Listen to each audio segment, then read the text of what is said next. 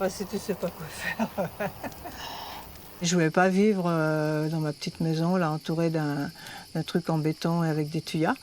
Et je voulais vivre avec des gens, quoi. Partager des choses avec des gens qui ont un peu la même vision de vie, de la société que j'ai.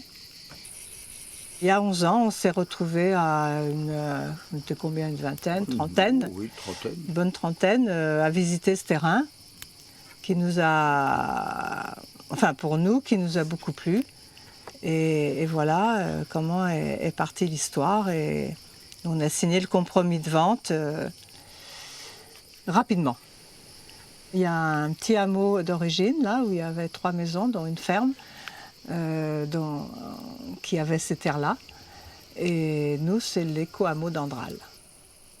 Ce sont des choses qui ne peuvent se faire qu'à la campagne, dans des lieux calmes, tranquilles, où on peut organiser des réunions, une vie, essayer de développer ça d'une manière harmonieuse, agréable et pérenne, parce qu'il faut que ça dure longtemps. C'est ça l'intérêt, justement, parce que ce n'est pas quelque chose qui se monte du jour au lendemain.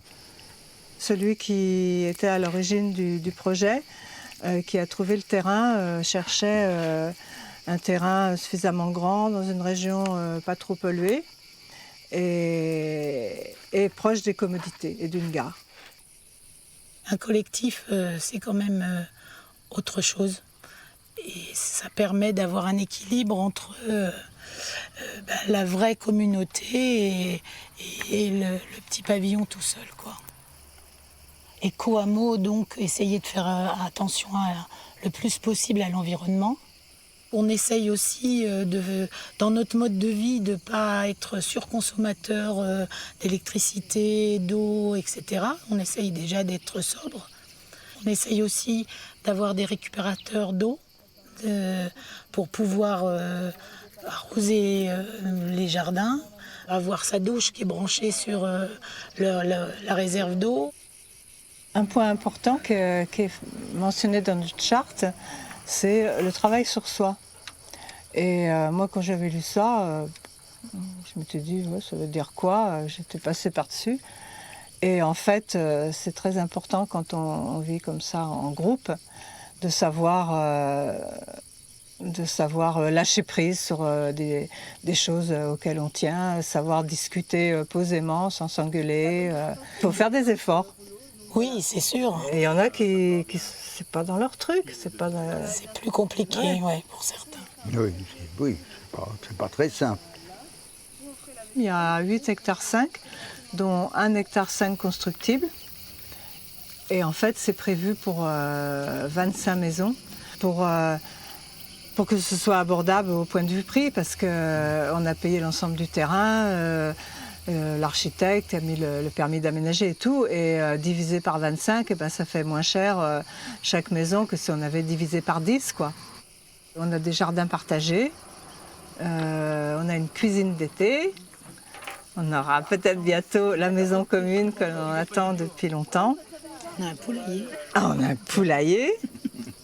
Le fait d'être à plusieurs, eh bien, faut accepter les idées des autres, prendre le temps de réfléchir, penser que son idée propre n'est pas forcément la meilleure.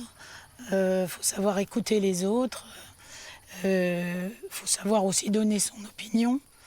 Mais effectivement, comme disait Christiane, faut savoir lâcher prise.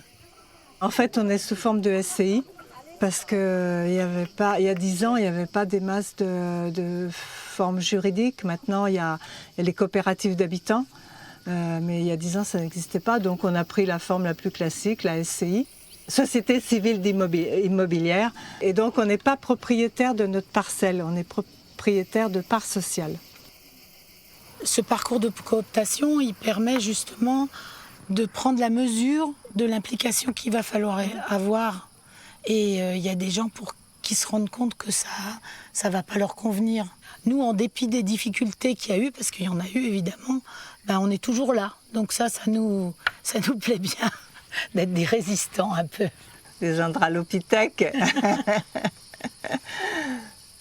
c'est une personne du tout début, mais qui n'est pas restée, qui avait lancé ce nom-là, parce que c'est Andral, donc Andralopithèque, voilà.